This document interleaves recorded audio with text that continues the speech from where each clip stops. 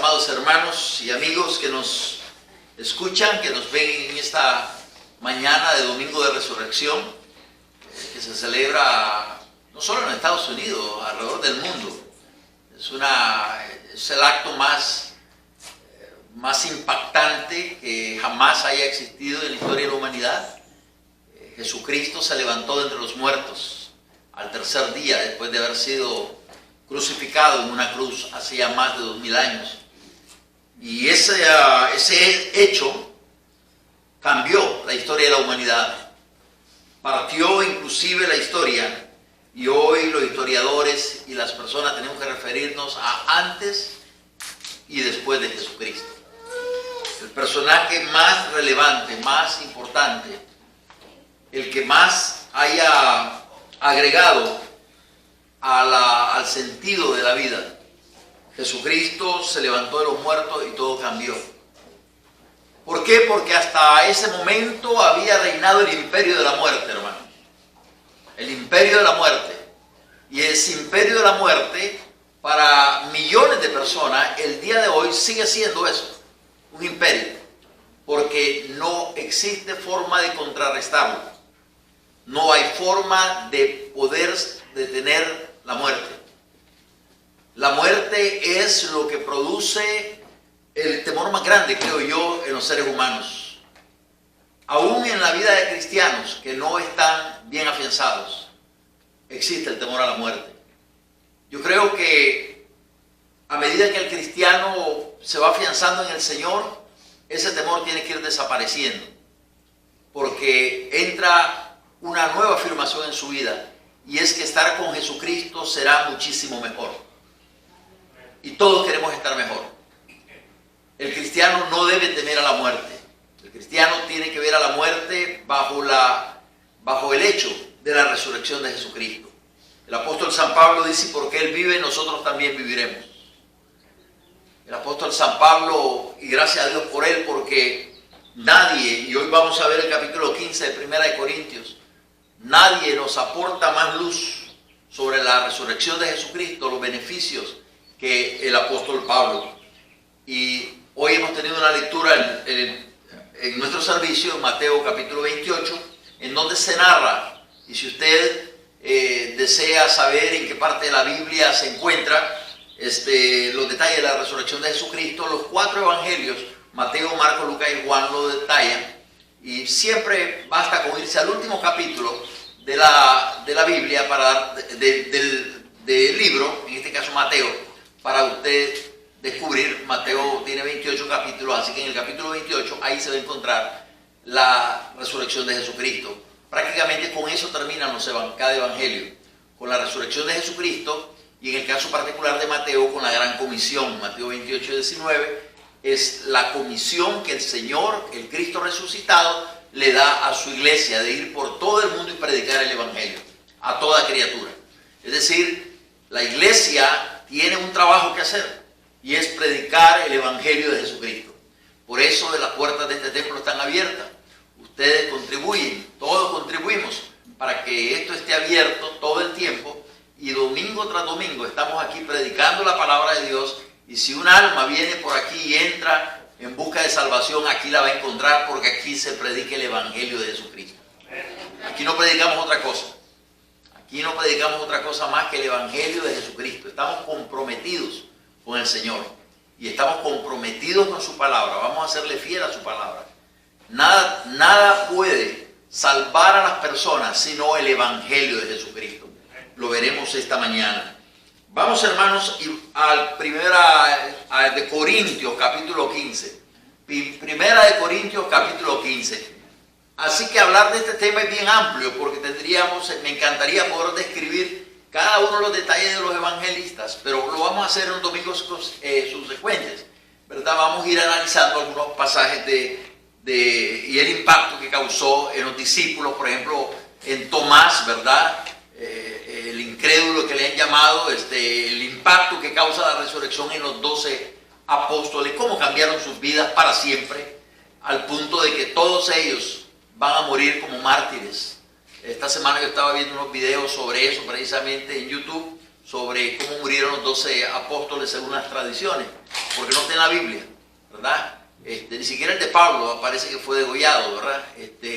Pero luego aparecen los demás apóstoles, unos fueron pelados, hay uno que fue pelado literalmente, hermanos, su piel le fue quitada, otros que fueron crucificados. ¿En qué se basa? ¿En qué se basa esa convicción en estos hombres? En la seguridad, una sola cosa, una sola razón, la seguridad 100% de que Jesucristo se había levantado entre los muertos, hermano. De que esto no es una fábula. Nadie entrega su vida por una fábula. Ellos estaban convencidísimos de que estas cosas habían sido ciertísimas. Ellos lo habían convivido. El apóstol Juan inclusive dice: lo que nuestros ojos vieron, lo que nuestras manos tocaron, palparon tocante al verbo de vida, lo que nuestros oídos escucharon, todo. Para ellos Jesucristo fue una experiencia real, ¿verdad? Y han habido intentos, déjeme decirle, de muchos lados. Han venido intentos por negar la resurrección de Jesucristo. Hay grupos que dicen que su resurrección fue espiritual solamente, no física. No, eso no es cierto. Nosotros creemos, la Biblia enseña que fue una resurrección física. Vieron el cuerpo de Cristo, lo tocaron las mujeres, ciertamente lo tocaron, ¿ves? Aun cuando lo quisieron tocar y él dijo: todavía no me toque, que no he subido al Padre, dijo. Y allí después viene, fíjense, les voy a dar algo ahí, un detalle: no me toquen, que aún no he subido al Padre, le dicen a María, le dice a María. Pero luego sucede esto, que le dice a Tomás: toca y mete tus dedos y en mi costado. O sea, de no toques, toca. ¿Qué pasó ahí entre el no me toques y tócame? Le voy a decir esto. En el Antiguo Testamento, la figura del lugar santo y el lugar santísimo. El lugar santísimo el lugar santo, entraban los sacerdotes y ministraban regularmente. Pero en el lugar santísimo solamente el sumo sacerdote podía entrar una vez al año. No podía entrar más. Si entraba más veces moría. Una sola vez en el año. Y primero presentaba ofrendas por sus propios pecados y después por los del pueblo. Fíjese. Y tenía que entrar con sangre. Sangre de animales, de toros, de machos cabríos, todo eso. Y sin sangre no había remisión de pecados, ¿verdad? Entonces, ahora, fíjese, el sumo sacerdote entraba al lugar santísimo, oficiaba delante de Dios. El lugar santísimo había un velo enorme, ¿verdad?, que separaba el lugar santo y el lugar santísimo. El velo ese es el que cuando Jesucristo murió se rompió de arriba hacia abajo, señalando con eso el Espíritu Santo de que ahora la abertura venía de arriba hacia abajo, de Dios hacia los hombres, ¿verdad? Y que ahora ya había entrada al lugar santísimo. Mire qué privilegio el que tenemos. Entonces, en ese tiempo no se podía entrar y estaba en el lugar santísimo solamente el arca del pacto. Y ahí dentro del arca del pacto, y estaban los dos querubines apuntando con sus alas el uno hacia el otro, y ahí dentro del arca del pacto había las tablas de Moisés, estaba también la vara de Aarón que había reverdecido, y había también el maná, un poco de maná que cayó en el desierto. Esas tres cosas estaban ahí guardadas y nadie podía tocar ni nada. Y ahí Dios le hablaba, desde ahí Dios hablaba. Entonces, en el lugar santo, ahí estaban los sacerdotes, llegaban a hacer sus oficios sacerdotales, la mesa de los panes de la preposición, estaba también el candelabro, el altar del sacrificio, habían varias cosas. Pero fíjese, para poder entrar a ese lugar entonces una vez al año, si usted no encontraba gracia delante de Dios o el pueblo no encontraba gracia, el sacerdote moría. Por eso el sacerdote tenía que entrar atado con una cuerda en su cintura, y entraba y su vestidura tenían campanillas allá abajo. Entonces, mientras el sacerdote caminaba allí oficiando, las campanillas estaban sonando. Y cuando las campanillas estaban sonando, la gente estaba contenta porque el hombre estaba vivo. Eso significaba que Dios estaba aceptando el sacrificio y sus ofrendas. Cuando aquellas campanillas dejaban de sonar, había que jalar el mecate, aquel ya estaba muerto. Fíjate. Así que, pero cuando él salía de allí, vivo, había fiesta en el pueblo. ¿Sabe por qué? Porque el Señor había perdonado los pecados del pueblo y porque estaba aceptando los sacrificios. Cuando Jesús le dice a María, no me toques que aún no he subido al Padre, la Biblia dice que el templo bueno, primeramente fue el tabernáculo en el desierto, después llegó a ser el templo, la misma figura, el mismo orden, lugar santo, lugar santísimo. La Biblia dice que cuando Jesús subió al cielo, después de cuando resucita, no me toques, que aún no he subido al Padre, ahora va para arriba. Llega al cielo y presenta su ofrenda, haciendo su papel de sumo sacerdote, de gran sumo sacerdote. Presenta esa ofrenda al Padre. No presenta sangre de machos cabríos ni de animales, sino su preciosa sangre. Y se presenta allí. Y entonces ahora, hermano, Él regresa a la tierra. ¿Qué quiere decir eso? Que entró y salió del lugar santísimo. Porque estas cosas, este templo y este tabernáculo, eran figuras de las cosas celestiales, dice la Biblia. Son figuras. Todo lo que usted mire en el Antiguo Testamento que Dios ordenó son figuras de lo celestial. Así que nosotros llamémosle yo le llamo al mundo, le llamo el lugar santo. Y el lugar santísimo es donde Dios está. Cuando pasamos de aquí para allá, entramos al lugar santísimo. Así que gocémonos en eso en el Señor, hermanos.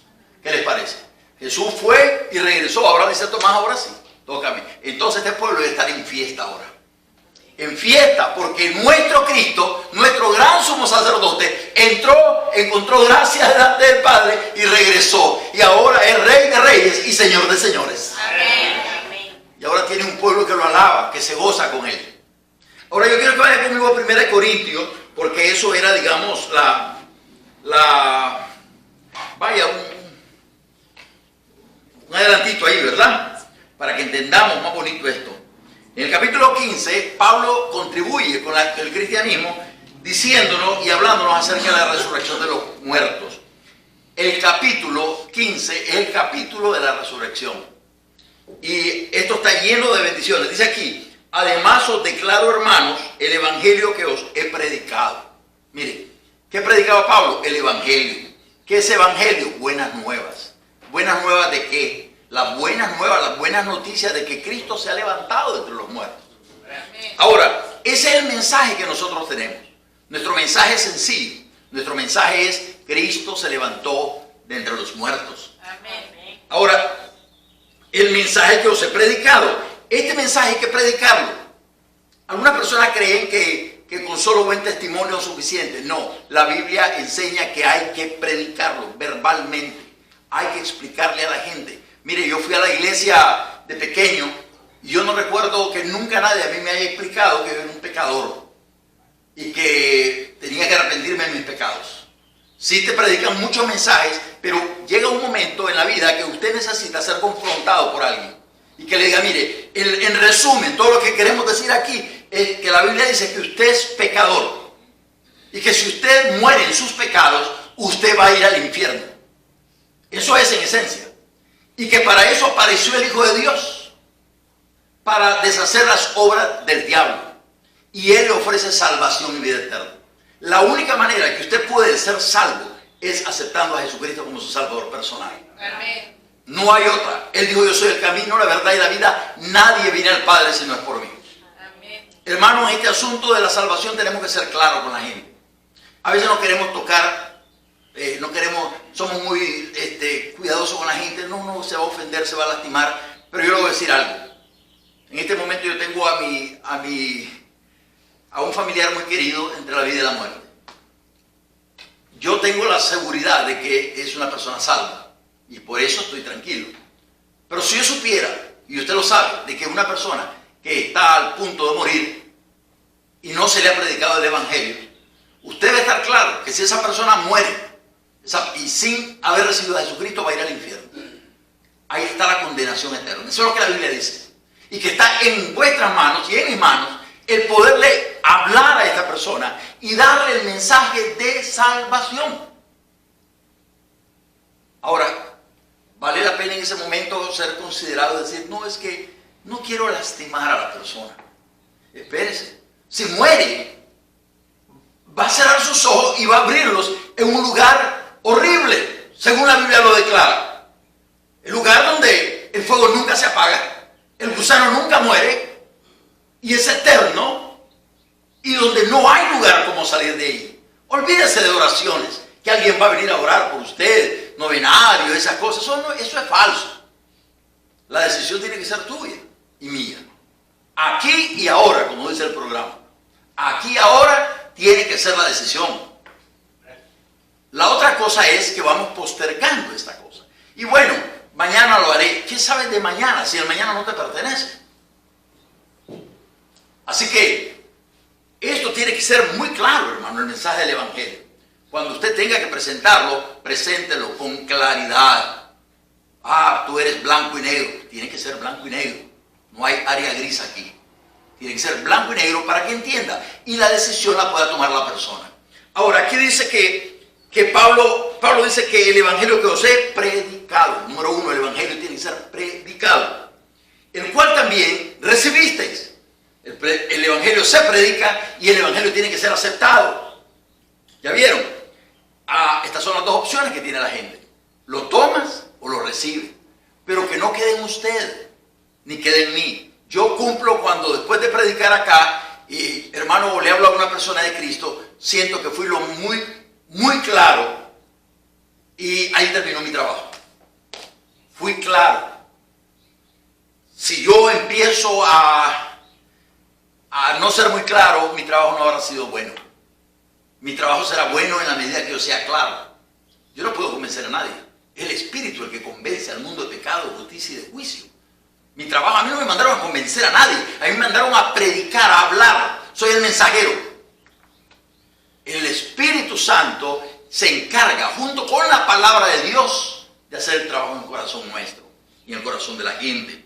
Así que dice aquí, número uno, les he predicado. Número dos, lo recibisteis, en el cual también, número tres, perseveráis. El Evangelio hay que perseverar en él.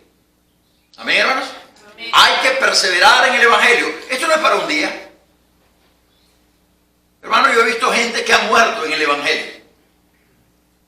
Ya llevamos muchos hermanos que hemos visto que han muerto en el Evangelio, firmes en el Evangelio, seguros de su convicción, aquí en la congregación y fuera de la congregación. Y a mí me da satisfacción saber de que alguien está muriendo en el Evangelio. Yo ruego a Dios que me dé el carácter para recibir la muerte con alegría y firme. Es lo que les pido a Dios. Porque he predicado ya todo esto por muchos años, Señor. Y yo quiero vivir lo que predico. Quiero vivirlo y sobre todo en la esperanza bienaventurada, ¿verdad? Donde saber que todo lo que se ha enseñado, que todo lo que se ha dicho, es una convicción en mí. Y ahora, al llegar a mis últimos momentos, debo de recibirlo con alegría el momento, porque es el momento en que más me acercará a Jesucristo.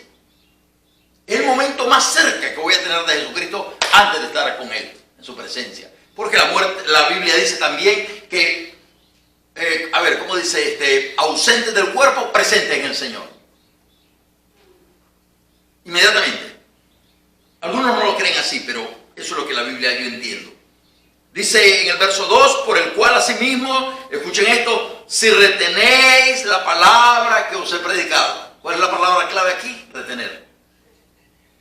Hay que retener esto, hermano. No es que hoy creo y mañana dejé de creer. No es que hoy sí afirmo y mañana, bueno, quién sabe.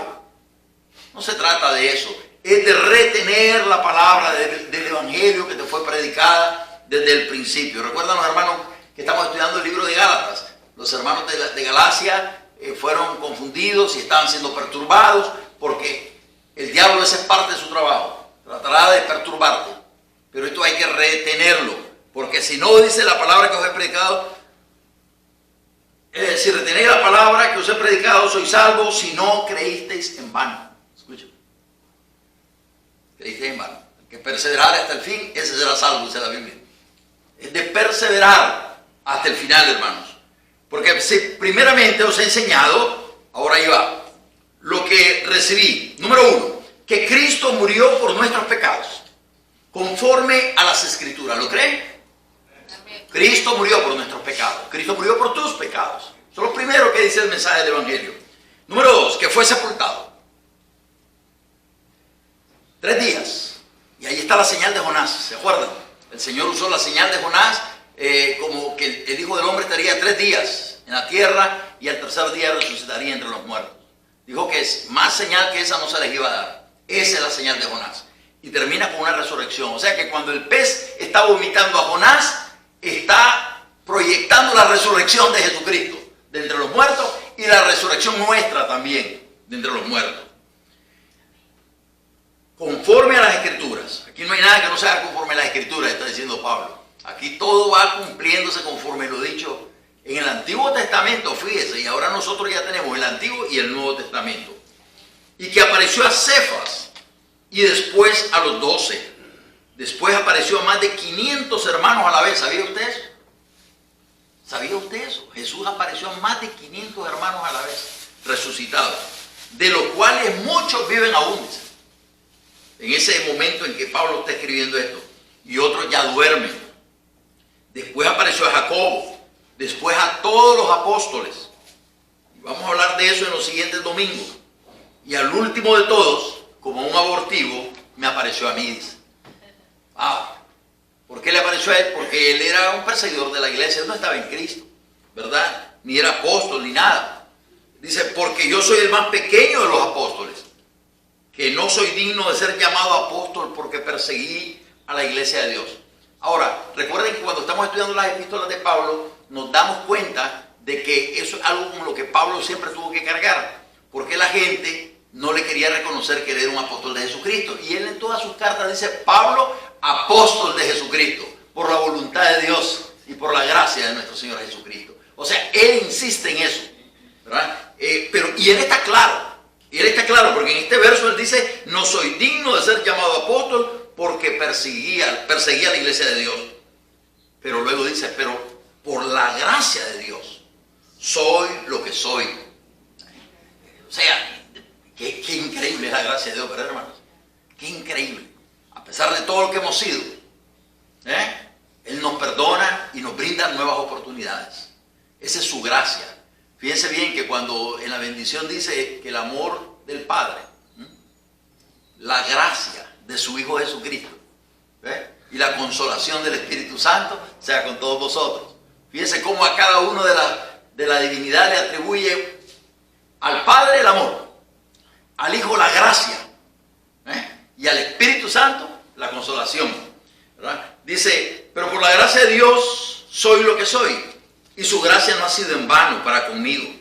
Antes he trabajado más que todos ellos, pero no yo, sino la gracia de Dios conmigo. Ojalá pudiéramos nosotros decir eso. Hermanos, estamos trabajando fuertemente por la obra de Dios. Estamos trabajando duramente. Porque no, esto no va a ser siempre, hermanos. Esto se acaba. El juego se acaba. Así que hay que trabajar duro mientras el día dura. Porque o sea yo o sean ellos, así predicamos y así habéis creído. Ahora, escuche esto. Pero si se predica que Cristo resucitó de los muertos, como dicen algunos entre vosotros, que no hay resurrección de muertos. O sea, ya existía quienes creían y negaban la resurrección de los muertos. Ahora, quiero decirles algo. Habiendo grupos judíos, uno eran los fariseos y los otros eran los saduceos. Los fariseos creían en ángeles, creían en el Espíritu Santo, creían en divinidades, pues. Creían en algo más allá, ¿verdad? En el Espíritu Santo y en ángeles. Y había un tercer elemento probablemente el cual se me ve en este momento, pero los saduceos, esos no creían en nada de eso. Ellos no creían en ángeles, no creían en el Espíritu Santo, ¿verdad? Entonces, en la resurrección, gracias, en la resurrección de los muertos, ese era el punto clave principalmente, la resurrección de los muertos. Entonces, los fariseos sí creían en resurrección de muertos. Entonces, entre ellos había conflicto. Eran grupos religiosos, pero tenían esas diferencias. Igual que el día de hoy, ¿verdad? Todos tenemos diferencias, formas de pensar distintas. Así que nosotros nos parecemos más a los fariseos que a los saduceos. Porque los fariseos creían lo mismo que creemos nosotros, resurrección. Y hay un momento en la vida de Pablo, me acuerdo, cuando precisamente Pablo usa este elemento para echarlos prácticamente y les causa división.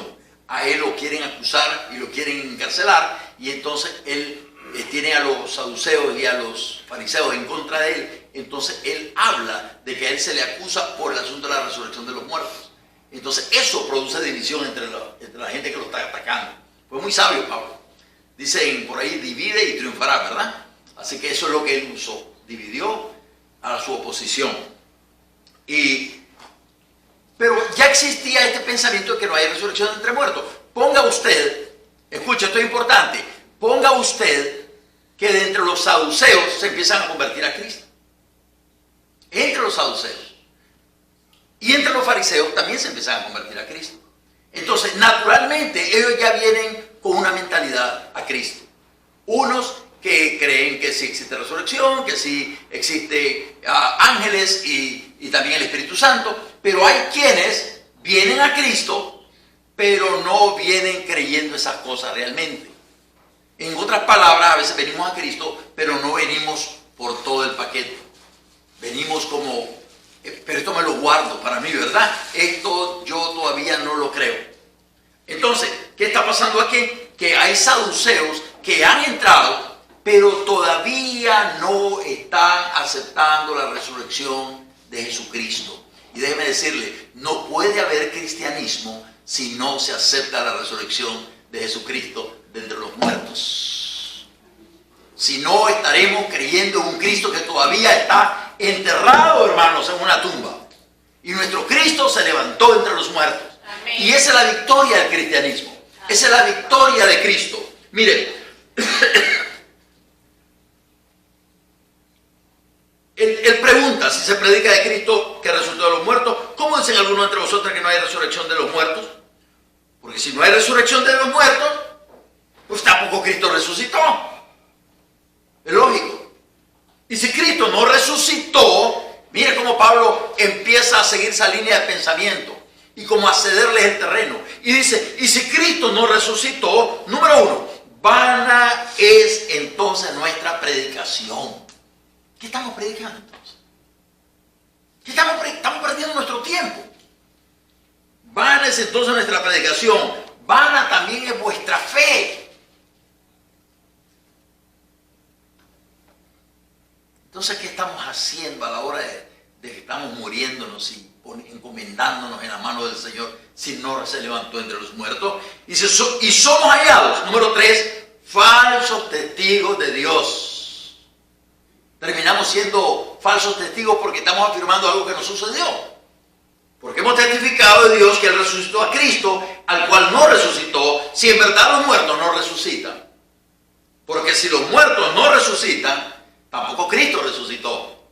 Y si Cristo no resucitó, vuestra fe es vana. Y escuche, uno más, aún estáis en vuestros pecados.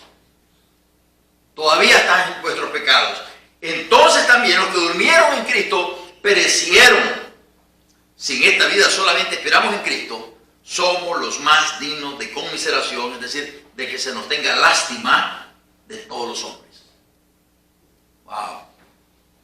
Verso 20 es grito de triunfo. Mas ahora Cristo ha resucitado. Amén. De los muertos. Primicias, las primicias, los primeros frutos de lo que durmieron es hecho. Porque por cuanto la muerte entró por un hombre, Adán, no Eva, sino Adán. Pecado entró por un hombre, por Adán, también por un hombre, Jesucristo, la resurrección de los muertos. Amén. Hay que estar claro en eso. Entró por un hombre, no por una mujer. La mujer fue el instrumento, que Dios usó, que Satanás usó para desviar a Adán. ¿Ok? No tenía él que recibir lo que Eva le estaba diciendo. Así que es interesante ver cómo la Biblia le pasa la cuenta al hombre por su desobediencia. Y no como Adán dijo, la mujer que me diste. No, esa es otra cosa. Pero aquí dice, por cuanto la muerte entró por un hombre, también por un hombre la resurrección de los muertos. Porque así como en Adán todos mueren, también en Cristo todos serán vivificados. Amén. Tendremos vida. Y saltaré al verso 32. Si como hombre batallé en Éfeso contra fieras, ¿qué me aprovecha si los muertos no resucitan? Comamos y bebamos, porque mañana moriremos. Vaya, si eso es todo, si esto es la vida, si no hay futuro, si no hay vida eterna, si no hay Jesucristo levantándose entre los muertos, entonces, ¿qué estamos haciendo? Comamos y bebamos y divirtámonos y bailemos y hagamos esto. ¿Y qué estamos haciendo absteniéndonos de todas estas cosas? Si los días se nos acaban y cuando se nos acaben los días nos van a enterrar y ahí ya no hay nada más. Como un animal. No, no somos eso. Somos muchísimo más que eso. Ahora somos declarados hijos de Dios por la fe en nuestro Señor y Salvador Jesucristo. Así que mis amados hermanos, finalmente con el verso 42 dice, así también en la resurrección de los muertos, se siembra en corrupción. Escuchen, se siembra en corrupción, resucitará en incorrupción. Se siembra en deshonra, resucitará en gloria. Escuchen, se siembra en debilidad, resucitará en poder. Se siembra cuerpo animal, resucitará cuerpo espiritual. Hay cuerpo animal y hay cuerpo espiritual. Así también está escrito, fue hecho el primer hombre, Adán, alma viviente. El postrer, Adán, es decir, Cristo, espíritu vivificante. Hermano, nuestro Cristo vive. Amén. Se levantó de entre los muertos y es Señor sobre todo este universo, es Rey de reyes, Señor de señores, y Él es capaz de darle vida a los muertos. Él es capaz de darle vida, de vivificar lo que no tiene vida. Y usted y yo estábamos hundidos en nuestros delitos y pecados y no había nada más que pudiéramos hacer, pero para eso apareció el Hijo de Dios, para deshacer las obras del diablo. Y permítame concluir con esta cita que se encuentra en Colosenses capítulo 2, verso 14. Verso 13, perdón. Y para que escuche esto, lo que sucedió en la cruz del Calvario, ni usted ni yo lo hemos logrado digerir todavía, pero ahí se dio una guerra, hermanos. La guerra entre el Hijo de Dios y Satanás se dio en la cruz del Calvario.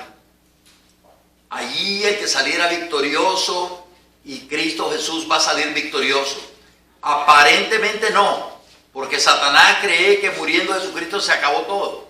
Pero lo que no sabía es que no puede haber resurrección si no hay muerte primero.